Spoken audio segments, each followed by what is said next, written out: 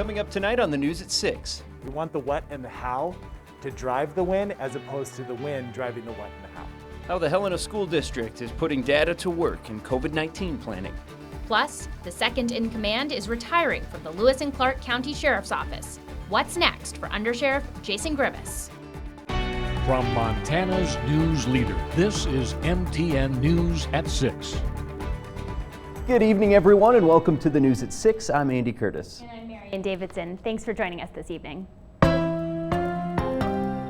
Well, new tonight at 6, Helena Public Schools leaders say they're looking at metrics-based models to help them make decisions on school operations during the COVID-19 pandemic. MTN's Jonathan Ambarian reports on what data they'll be looking at.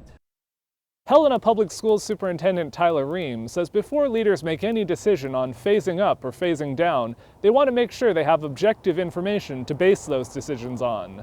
We want the what and the how to drive the when as opposed to the when driving the what and the how. Ream discussed introducing metrics-based protocols Tuesday during a school board meeting. He says they looked at about 15 state and national plans to determine what data they should consider when deciding what phase schools should be in. Their primary indicator would be the rate of positive COVID-19 cases in Lewis and Clark County per 100,000 population. If case rates are in a lower range for 3 consecutive weeks, leaders would consider moving to a less restrictive phase. If they are higher for 3 weeks, leaders could return to tighter restrictions. COVID numbers have been better in Lewis and Clark County in recent weeks, but Ream says they'll also take the situation outside the county into account. While things look really good in Lewis and Clark County, we're not a bubble. So what's happening around us as a county certainly has the opportunity to impact us here locally. Ream says public health officials have been supportive of this plan. He says the district isn't expecting to start looking at shifting phases in the next 2 weeks. They're working on what it would take to switch phases if the numbers justify it. We really want to be cognizant of all of the logistics associated with that, from staffing needs to transportation needs to food service needs and anything else that we need to be cognizant of so that we can plan for that to be as smooth as possible. Ream says the district plans to finalize metrics-based protocols in the coming weeks. In Helena, Jonathan Ambarian, MTN News. The Helena School District has not yet reported any confirmed cases of COVID-19 among students or staff this school year. But according to state data, the East Helena School District has had 2 students test positive. And the COVID-19 pandemic has pushed Helena Public Schools to make adjustments and adopt some new safety protocols for school playgrounds. At Hawthorne Elementary, the playground area is divided into 4 zones, each with its own entrance. Students are assigned to a family group, and each family group has its own zone. So every morning, students enter their designated entrance and zone and line up 6 feet apart for their classroom. Jefferson Elementary uses a similar system and switches student zones every week. Students have their own colored equipment as well to make sure they do not touch equipment from other groups. A plan Jefferson's principal told us took a lot of collaboration over the summer. COVID has been challenging for sure, but it's also given us an opportunity to collaborate across our district. So I worked with 150 super dedicated educators that wanted to make sure that we had everything in place that we could have in place for this to be a successful school year. Administrators at both schools say the students have adapted well to the new playground format and are just excited to be outside with their friends again. Speaking of being outside, time for a look at our weather with Chief Meteorologist Curtis Grevenitz. Hope you got out today, because tomorrow is one of those days where it's not going to be very pleasant to be outside. Look how much of Montana, mainly east of the Continental Divide, is either under a high wind warning right now, or we could see some gusts to 80 miles per hour. Yeah, that's pretty high off the Rocky Mountain front. Out the High Line, parts of Hill and Blaine and Valley counties under a high wind watch. Could see some gusts up to 60 miles per there, but a red flag warning. This for high fire danger for most of the state here, as the wind, combination of low humidity and very dry conditions recently, that's going to be the big concern. Air quality, moderate right now, but the one good thing that the wind will do is blow all of this smoke out. A wicked wind, though. I know it's going to blow some of the smoke out, but it could produce some damage as far as trees and maybe even a few power outages. I'll let you know where there will be 11 feet of snow possibly by this weekend. No, it's not Montana, and no, I don't think I'm going to go there. And awesome autumn weather when a pattern change will move in that I think everyone will like coming up. Thanks for that, Curtis. And big news at the Lewis and Clark County Sheriff's Office. The number 2 in charge is retiring next week. Under Sheriff Jason Grimace is leaving the Sheriff's Office after 27 years of service. He became undersheriff in 2017, and since then, his biggest responsibility has been overseeing the major remodel and expansion of the County Detention Center. The next stop for Grimace, Carroll College, where he will be the Director of Campus Safety and Security. He says he was honored to serve the public, and he is grateful to everyone he worked with at the Sheriff's Office. I wish everybody best wishes, and they are always going to be in my prayers in the future. Those that wear blue, brown, green, that carry a badge. It's a difficult job, it's a tough job, it's a very unappreciated job at times, but when it is appreciated, there's no warmer feeling in the world than feeling like you've just helped people out. Sheriff Leo Dutton told MTN the undersheriff is an important position, and he praised Grimace for his work in the role. Dutton said he will start looking for a replacement in the coming weeks. Well, Great Falls Police are turning to social media to help prevent car break-ins. The Great Falls Police Department posted a graphic to Facebook with a list of tips for preventing break-ins. Some of those tips include taking valuables out of your car and locking it. Now, according to the department, there has been a recent spike in break-ins around Great Falls. The department has used Facebook like this before and will likely do this more frequently moving forward. We've received positive feedback and comments to that effect from some of our viewers. If property isn't getting broken into and people have protected their valuables, then we consider it a success. The Facebook post has been shared almost 100 times so far and has racked up more than 200 likes and reactions. And in Billings, the headstones of dozens of deceased veterans were damaged or destroyed after an SUV plowed through a cemetery over the weekend. Senator John Tester is asking the Department of Veterans Affairs to help with restoration efforts at Mount View Cemetery.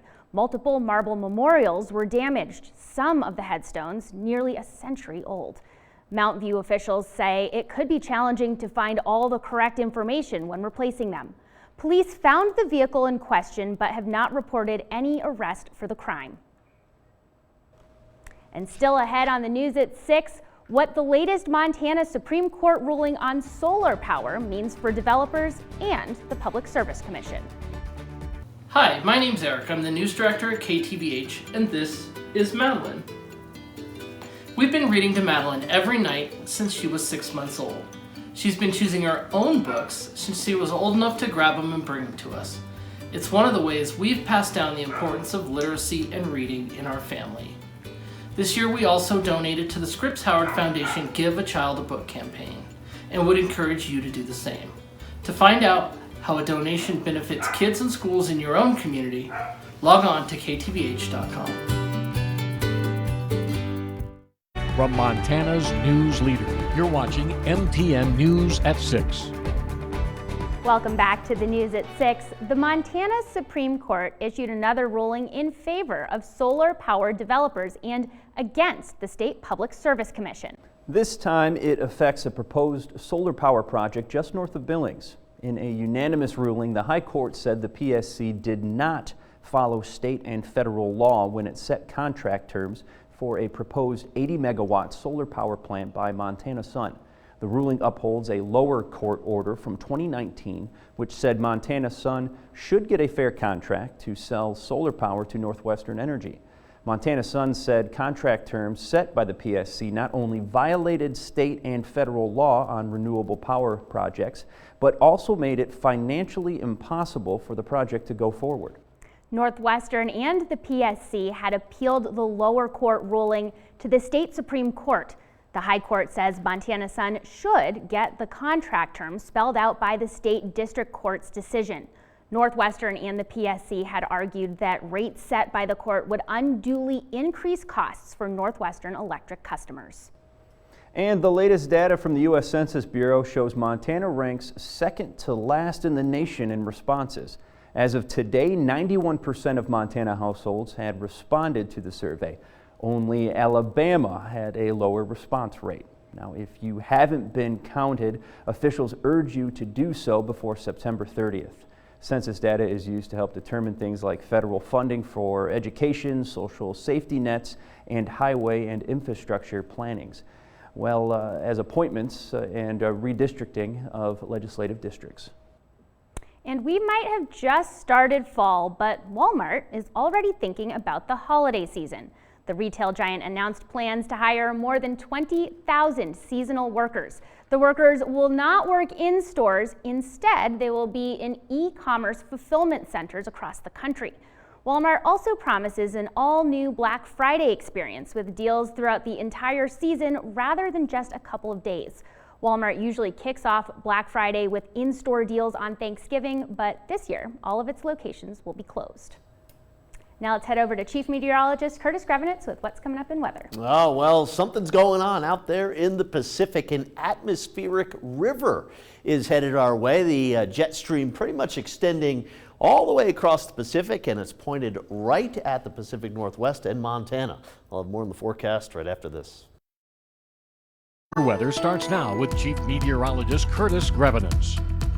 All right, welcome back, everybody. A little hazy out there, a little smoke coming in, but at least we've got some visibility. Temperature of 76 right now in the capital. The wind is calm. Enjoy that. Record high 90 in 1966. Record low 16 back in 1926. Great Falls, the Highwoods not quite as visible as they have been over the last few days here. 75 degrees the current temperature. The wind not too bad in Great Falls compared to what we will see over the next few days. Temperatures here in the 70s for most of the state. Livingston a little warmer at 82 degrees. The wind, though, it's calm. We've got a few places that are looking at calm conditions. That's going to change here in a matter of hours. Look at the wind really ramping up through the overnight into tomorrow morning. And as we go through the morning into the afternoon, just about everybody dealing with a persistent wind that's really pesky as well. Some gusts again up to 60 to 80 miles per hour off the Rocky Mountain front, and maybe as high as 60 miles per hour out the High Line here as well. Note more wind for Friday as well. Precipitation, well, that's going to be limited here, mainly to the Continental Divide and west of the Divide. I plotted a few of the larger fires here that are technically still burning in the state. However, no growth on these fires yet again. Good news, Washington and Oregon seeing a boatload of rain and a boatload of snow. If you're familiar with Mount Baker, that's the northeast of Seattle. That's a ski area there. The top of Mount Baker likely could have 100 to 120 inches of snow by the time we get into this weekend here because of that atmospheric river. At least they're getting some rain states to our west, which will help with the fire danger out there. Still dealing with a little bit of rain, I should say a lot of bit of moisture from what was Tropical Storm Beta moving through the southeast. The smoke out there, we may have just a little more smoke heading into early tomorrow, but that west wind will really blow it out of here. And then the wind will continue to blow out of the west through Friday and Saturday and Sunday, and not much in the way of fire activity for Washington, Oregon, or Idaho here. And let's hope not for Montana, because again, that fire danger will be high tomorrow. Most of the state is under a red flag warning. The moisture hits the Continental Divide and then it dries up. We get some rain showers west of the Divide, a lot of wind east of the Divide. Same goes for Friday here as well. Not much in the way of shower activity coming down off of the mountains here. Saturday, looking at a partly cloudy and windy day. Sunday, looking at a partly cloudy and windy day. Maybe a couple of showers coming through Sunday night into Monday here. And then we start a pattern change next Tuesday. It should be really nice starting next Tuesday. For tonight, 40s and 50s. Cascade a little warm at 61 degrees. Not a chilly night by any means here. Certainly not as cold as it's been the last few nights. And here's the forecast for tomorrow. Here comes the front. A lot of wind, warm out in eastern Montana up into the 80s. The rain again should be in the mountains along the divide and west of the divide, Missoula, Kalispell, Butte, America. Better chance at seeing some of those rain showers. And again, that wind is just going to be problematic for tomorrow, and a pesky wind to be out in. For Friday, deja vu all over again. Some rain showers along and west of the divide, east of the divide, 60s and 70s, very windy. Temperatures a little bit below average. Saturday, maybe a couple of showers early, but partly cloudy and windy for the remainder of the day. And then heading into Sunday, partly cloudy and, you guessed it, more in the way of wind. Temperatures in the 60s and the 70s. Watch that fire danger here over the next few days, as the wind will be howling all the way through Sunday into Monday. Tuesday and Wednesday, that's when that really nice fall weather will develop across a lot of the state here. Great Falls, get ready for the wind. You know what kind of wind it is. Some showers possible Sunday into Monday. Thanks a lot for that, Curtis. And coming up next, beef sales are going through the roof right now. We'll tell you what's causing the surge coming up in tonight's Montana Ag Report. From Montana's news leader, you're watching MTN News at 6. Since March, a ranch in Highwood has seen more demand for packaged meats, and it's prompting new possibilities as market uncertainty continues. Keely Van Middendorp has tonight's Montana Ag Network feature. They love that stuff. It's just like candy for them. Big Sky Montana Beef and Malik Angus Ranch owner Ty Malik says he's seen a big demand for local beef as more families eat at home during the pandemic. Quarters of beef, halves of beef, whole beef. He says the most popular product in recent months has been ground beef as residents look to stock up their freezers. Our biggest demand has just been straight hamburger. People eat a ton of hamburger. They love it. Now Malik tells me demand for packaged meat products is up significantly. He estimates that sales have increased around 40% since March. And we're gaining customers every day. Big Sky Montana Beef is also supplying more meat to area restaurants who now rely on private producers like Malik for product after shortages hit grocery store aisles earlier this spring. They couldn't only buy a few packages, or they were limited in quantity, and that's not very good for restaurants when they're using hundreds of pounds a week or month. The third-generation Montana rancher says the uncertainty of the pandemic has led to a focus on eating local, a cause he says residents should prioritize moving forward. You know where your meat comes from. I mean, you can, just like right now, you can come out here in the pasture and see it standing in the pasture. And if you get it from us, whereas your stuff you buy on the shelf, you don't know where it comes from. Malik is even considering adding another protein to his plate as customers continue to buy up beef. We actually been thinking about getting into buying some pigs. I told my wife about it the other day, and she says we don't have a pen for them, so we have to build one, but that wouldn't be the end of the world. For the Montana Ag Network, I'm Keely Van Mittendorp. Now, they are also using social media more to sell local beef, and we have a link to their ranch on our Facebook, or to their Facebook page rather, on our websites. And Curtis will have one last look at that weather when we come back. Montana's news leader. You're watching MTN News at 6. Welcome back to the news at 6. At just 1 month old, the National Zoo's giant panda cub is already melting hearts.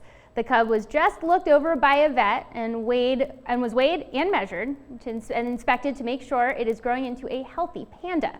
At just over 2 pounds and 13 inches long, it is still pretty little. A DNA swab was also taken, and in a few weeks, that will tell zookeepers if the baby is a boy or a girl.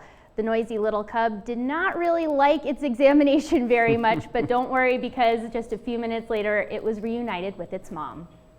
Oh, isn't that sweet? 7-day forecast here. 70 tomorrow, but very windy in Great Falls and really all across the state.